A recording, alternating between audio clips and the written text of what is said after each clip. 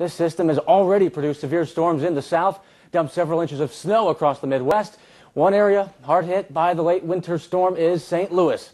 That's where we find WeatherPlus.com meteorologist Jeff Ranieri.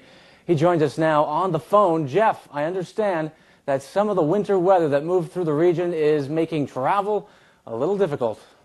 Yeah, even more than difficult right now, Rob, as we have most flights leaving the St. Louis area currently facing major delays or cancellations. In fact, my flight was just canceled, and I'm trying to get on the next flight. As I look out here towards the runway, we're talking about visibility down to less than 1/10 of a mile.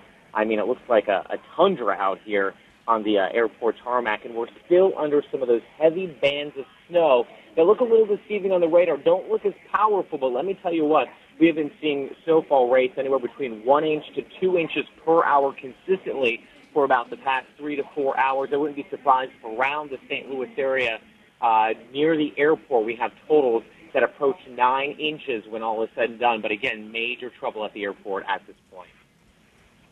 Yeah, that's what we've seen so far. Some reports up to 9.5 inches in some of St. Louis County.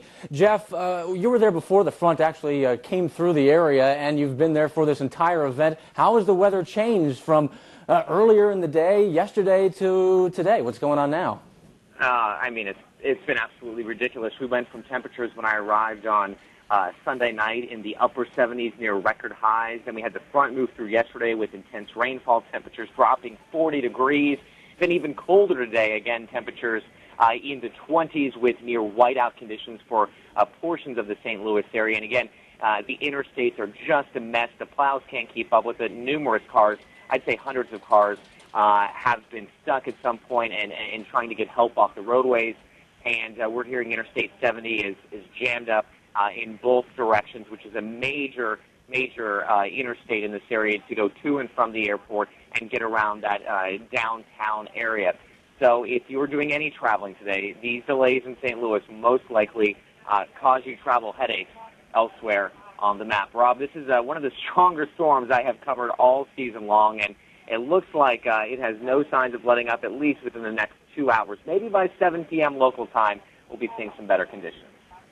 That's the good news. We do see some clearing off to the west on the radar picture, and it looks like St. Louis is in the snow now, but as you said, clearing is on the way. But it has already dealt a blow to the St. Louis area. Are the locals there prepared? Has the emergency officials been caught off guard at all with this?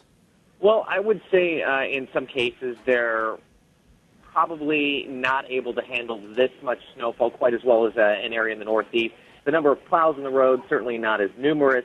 And at some point, the salting and all of that work done by the trucks really can't do any good when the cars can't go anywhere on the roadways.